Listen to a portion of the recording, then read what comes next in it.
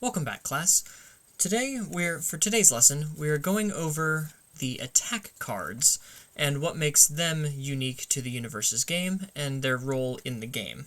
So attack cards are going to be the main way that you are going to be trying to win your game by reducing your rival's character's health to 0.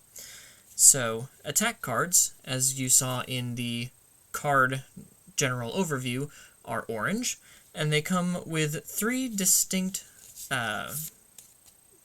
four, I would say, unique things that make them distinct. We have, as you can see, our 3 attacks that I've chosen here. Every attack will have a unique attack zone, denoted by an arrow and a color. You have your high attacks, which are red with a up arrow. You have your mid attacks, which are orange and have a middle-facing arrow.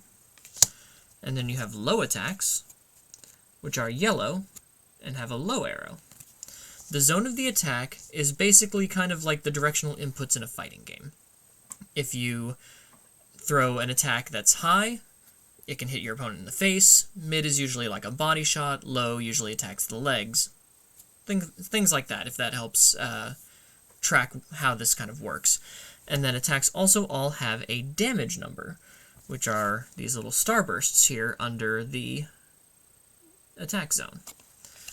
And the damage is how much damage that attack will deal if left unblocked. Now, the main way to deal with attacks is, of course, to block them. And almost every card will have one of these block modifiers in the top left corner. Top right corner, I'm sorry, I'm looking at this backwards on my screen. The top right-hand corner. So, they will come in a red shield with a plus zone at the top if it's a high block.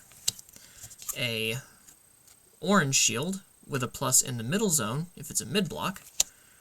Let me see if I can find a low block here. I just realized that, or, and this is a foundation, but just for the sake, it'll have a yellow shield with a plus in the low zone for a low block. So in order to prevent yourself from taking damage, you would want to make sure that you are completely blocking an attack, which means that when you try to block the attack, your block zone matches the attack's attack zone. So in order to block a high attack, if you block with a high block, that attack will deal no damage. Same thing if you block a mid-zone attack with a mid-block, or a low-zone attack with a low block. However, you are allowed to block off-zone, so you can use a mid-block to block a high attack, and you would take half damage rounded up. It is called a partial block. And I'll get more into blocking and how that works when I go into how the turns work, and more specifically the attacking video. This is, again, just an overview of these cards and their role in the game. And these are going to be, as I said, your main way of trying to reduce your rival's health to 0 in order to win the game.